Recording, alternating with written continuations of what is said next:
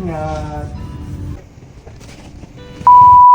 So yun na nga guys, medyo malungkot tayo for today's video. Dahil finish contract na nga ang aking friend na Brainy, time na niya para umuwi. Kaya naman sinusulit pa rin namin yung moment na magkasama kami dito sa barko. We're having breakfast together kasi nga mamaya flight na nila. Mga guys, yung contract nga pala namin dito sa barko is 6 months on board and 3 months off. Oo guys, 6 months on board, 7 days a week, 11 hours a day at walang day off. Kaya naman deserve din namin na magbakasyon. Medyo malungkot yung mga ganitong pagkakataon. Syempre, nasanay ka na palagi mo silang kasama. Lalo na ang aking preni na to, sa kalokohan talaga naman palaging andyan. Malungkot kasi hindi rin namin alam kung magkikita-kita pa kami. Kasi mga guys, contractual lang kami dito sa barko. So ibig sabihin, depende na rin sa kanila kung gusto pa rin kaming i-rehire. At bukod doon, meron din kaming choice na mag-apply sa iba. Kung alam mo na may mas magandang opportunity, at kung alam mo naman na mas mapapaganda yung future mo, bakit? Kaya naman sa pagbabarko, some people come and some people walang permanente, kaya naman sabi nila, make the most out of it. At eto nga guys, mukhang ready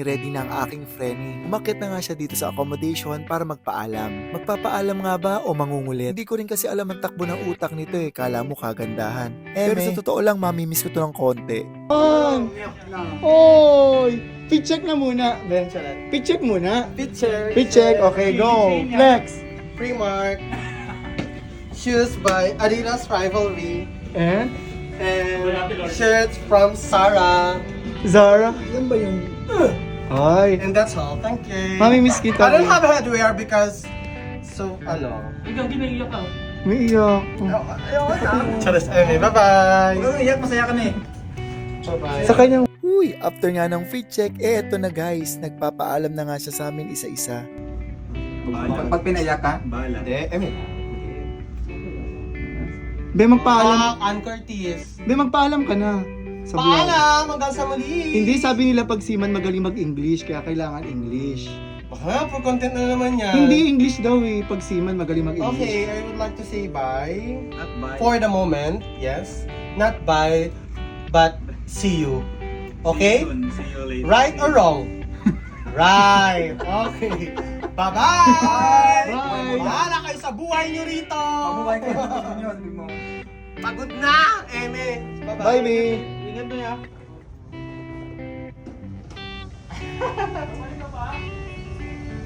Bye-bye! Babalik ka. Oo. Mamaya. Babalik ka? Wait lang. Kain mo na doon. Ha? Nandun, may pagkain na doon sa baba. Oo.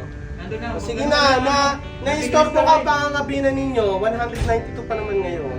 Nay, may Monte At Cristo. syempre sa tagal nga ng aming pinagsama, mukha naman talagang hirap din siya na magpaalam. Pero sabi ko nga una-una lang yan. Mag-iingat palagi at hanggang sa muli. So mga guys, nagpaalam na nga ang aking preni, magpapaalam na rin ako hanggang sa muli. Doy!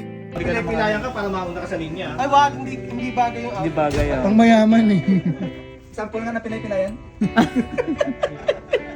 Okay na. Ayos pa na ako ng ano. Wala na.